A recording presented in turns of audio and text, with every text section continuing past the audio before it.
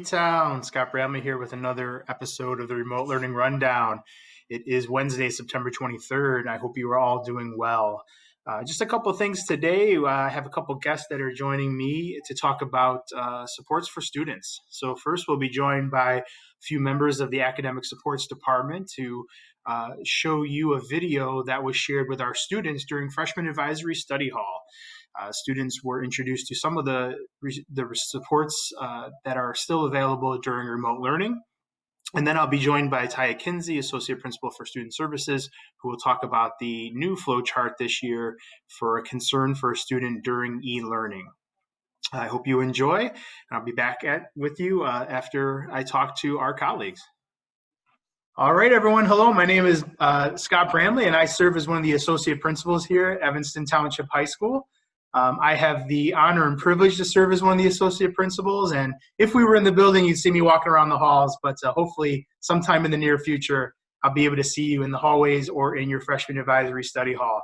So I am joined here today with three members of our staff who are going to talk to you about the academic supports that are available to you through ETHS.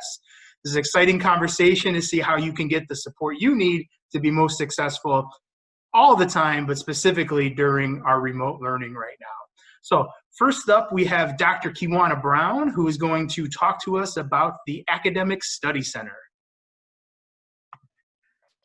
Well, hi, I'm Dr. Brown. I wanted to take a minute to tell you about the Academic Study Center and how you can access this great opportunity in our building. So the Academic Study Center is open from periods 1 to periods 9, Monday through Friday, Tuesday through Friday, sorry. And you can access the Study Center link by going to this very site, clicking on Academic Study Center, and then you have the option to choose which subject you want to receive support in. So you can choose English and History, World Languages, Math, or Science. And if you know that your teacher is in the study center during a certain period, just click the link and you will have access to the Zoom link for each of these sessions. Just click the link and you will be greeted by a monitor who will then put you into a breakout room with the teacher of your choice for the subject of your choice. So this is the Academic Study Center. Feel free to drop in. Again, we're open Tuesday through Friday from periods 1 to 9. Wonderful. Thank you so much, Dr. Brown. Next up, we're going to talk about Wild Kid Academy. Hi, I'm Ms. McKinney, and I am the Wild Kid Academy coordinator.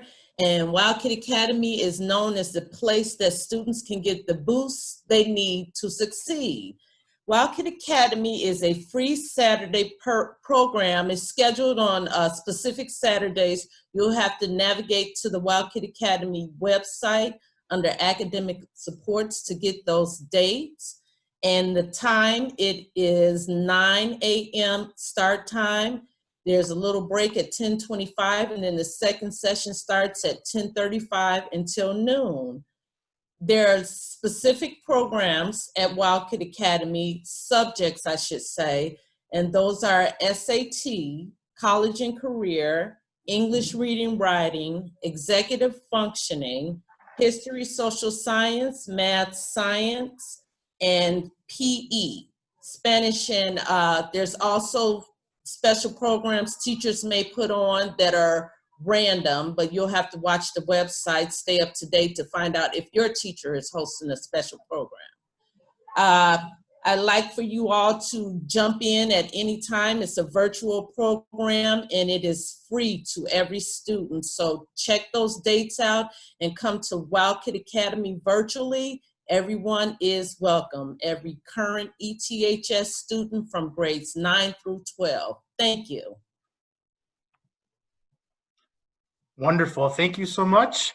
About Wild Kid Academy, next up on our academic supports is the peer tutoring and tutoring services. Hi everyone, my name is Ms. Kandar. I am the peer tutor coordinator here at ETHS.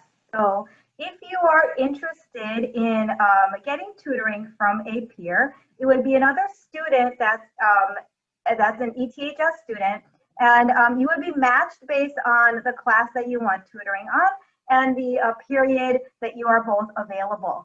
And you would meet remotely in a breakout room, and you would be able to get tutoring on whatever subject it is that you need that help for. Alternatively, if you feel like you would, if you have a lot to share and you would make a good peer tutor, you also have the opportunity to be on the other end of that peer tutoring relationship. Either way, I highly encourage you to take advantage of the peer tutoring program. Students who are in that program in the past have really said that it's helped them be more successful in their class. So please take advantage of that. Thank you. Wonderful. Thank you so much. Next up, we have the Homework Center. Hi again. So the Homework Center coordinator is Ms. Bollinger, who is not able to be in our session today, but she is the one who runs the Homework Center. The Homework Center is open after school hours, Tuesday through Friday. Tuesdays and Thursdays, the center is open from 3:45 until 5 p.m. And Wednesday and Friday, they're open from 2:45 until 4. And you can drop into the center after school on those dates to receive support in most subjects: math, science, reading, English, writing, history, and some PE. So feel free to drop into the Homework Center. They are enthusiastic people waiting to service you after school. So please do not hesitate to drop in for support. There are many supports that we offer, so please don't hesitate to take advantage of those. Thank you. Wonderful. Thank you so much. Dr. Brown, if you wouldn't mind just reminding students how they can access this wonderful website with all these resources linked to it. So there are several ways that you can access these sites. One is your Chromebooks have been bookmarked with a link that will guide you directly to this page. Second, you will receive an email today, which is September 11th, that you can utilize to take you right to this page and access these support. Lastly, you can go to the school's website and search for academic support at ETHS, and it will guide you to this page so you can receive support. In addition to lastly, your teachers should have also shared with you the link. Many teachers have posted them on their Google site. So if your teacher has posted that on their site, you can be directed to this site from your teacher's Google page as well. Well, I want to thank everybody for your time today, joining us and providing this information for our students in our Freshman Advisory Study Hall. I want to remind everybody that we are here to help you. These are several of the ways that you can get the support you need at Evanston Township High School. We care deeply about your success, and we recognize that these are challenging times for everyone, so please reach out and use these resources when possible. Alrighty, town. I am joined by a special guest today on the Academic Supports and Concerns about Students During E-Learning episode of the Remote Learning Rundown. We learned about some of the academic supports available to students in our last segment, and now I'm joined with Ms. Kinsey, who will introduce herself in a moment, to talk about the process for identifying concerns for students during e-learning and some of the expectations of staff and some things you can expect from the process, as well as how this differs from the normal school year as we're on our enhanced e-learning. So Ms. Kinsey, would you like to introduce yourself and then we'll get going? Hi, Taya Kinsey, Associate Principal for Student Services. Wonderful. Thank you so much for being on the rundown here. So let's get started. Just, obviously folks have received email from you around the concern for a student during e-learning and the flow chart. And so I was just wondering if you might be able to walk us through that process. Like, hey, I'm seeing something that I might have a concern about. What process do I use? And if it'll be helpful, I can put the flow chart up for folks as well as we're talking about it. Sounds great. Yeah, definitely. If you could pull that up, that would be great. I think one of the things that we did as we're constantly trying to stay in touch with staff around and teachers around how is it we can better team to support students.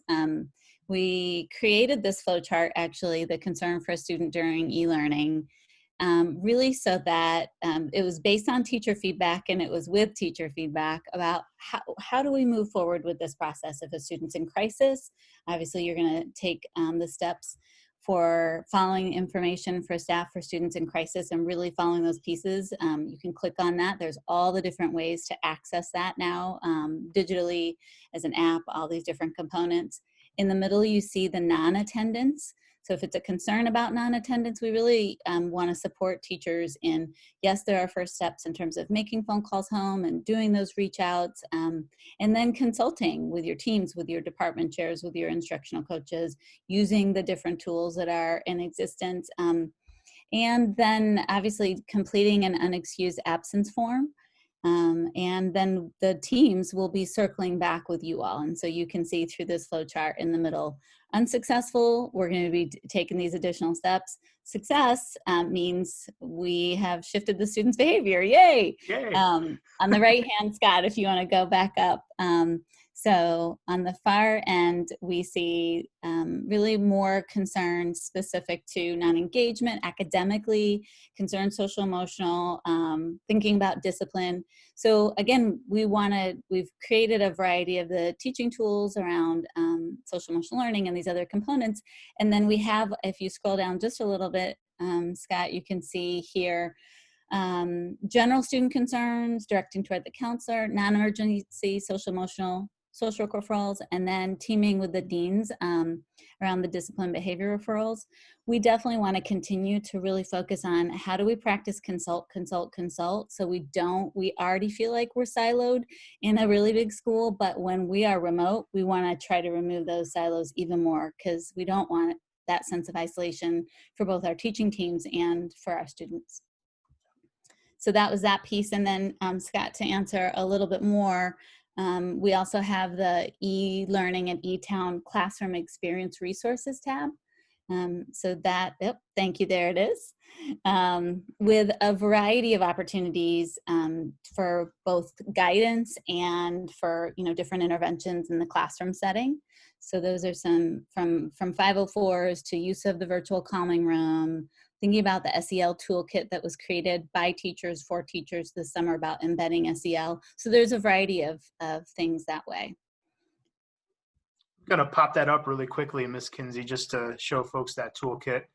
Great. It's created by a team of teachers and staff this summer. So if you haven't seen this already, excellent resource here for supporting how to integrate social emotional learning activities into what you're already doing in the classroom.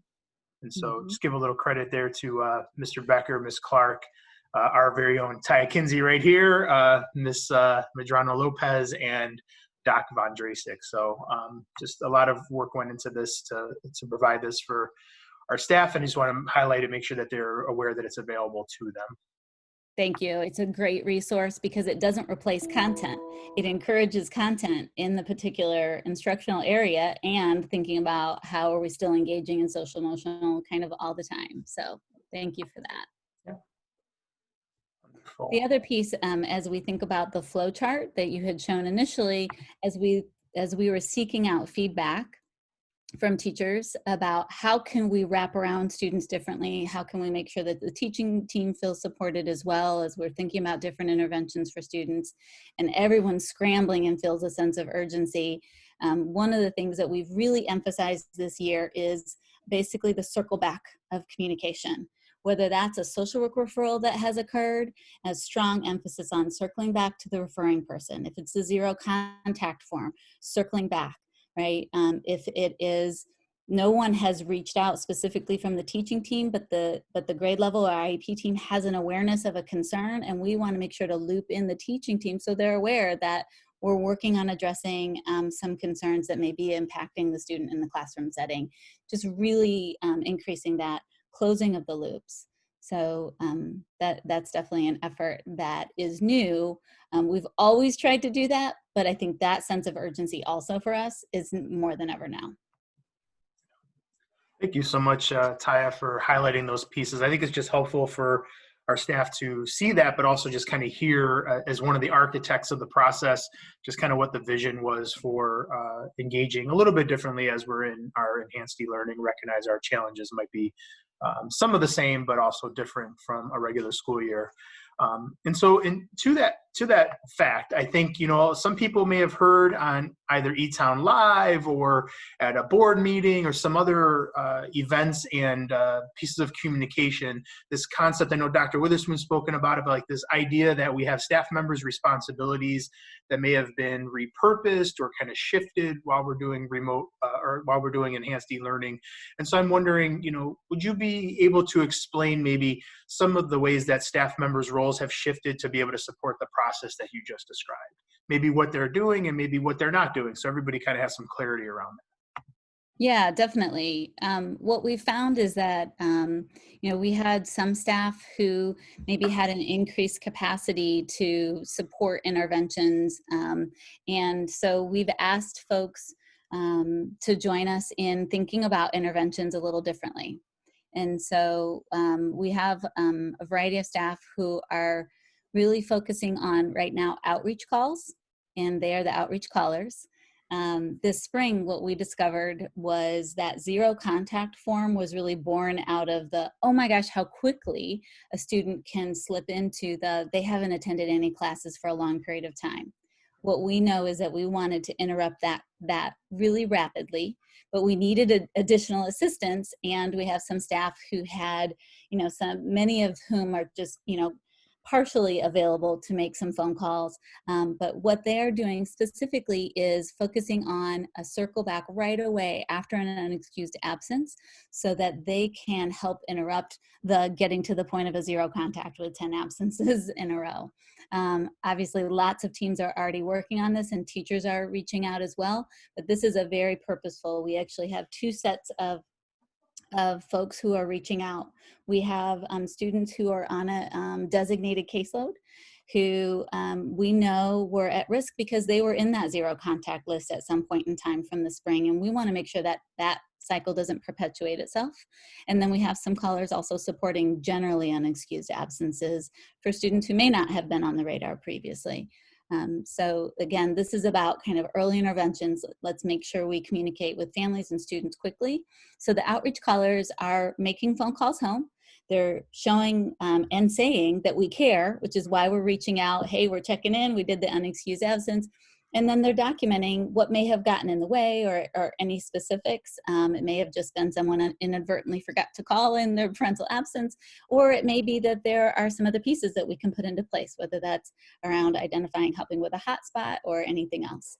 So they are completing the forms and documentations. They're sharing that directly, particularly with the folks who kind of have been identified for a caseload list, sharing it with the deans or grade level teams.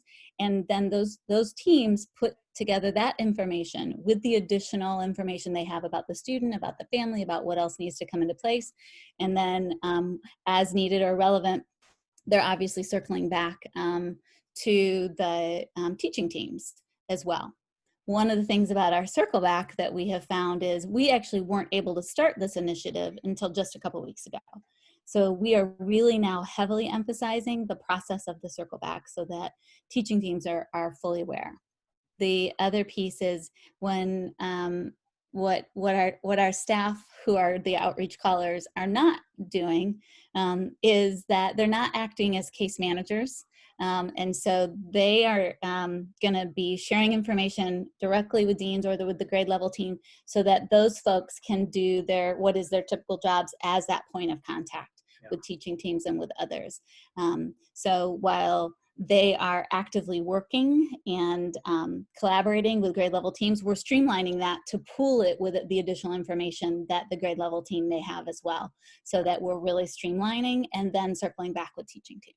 Yeah, So and it sounds like the primary use of their time is making contact with families and problem solving with families and being a conduit to the families. So, as if I'm in the role of a classroom teacher or someone who's working with students in the classroom, and I'm thinking about like, hey, if I want to follow up on something or I need to have a contact back, like who's my primary contact then? Is it the grade level team, like through the counselor or grade level dean, or does that remain the same?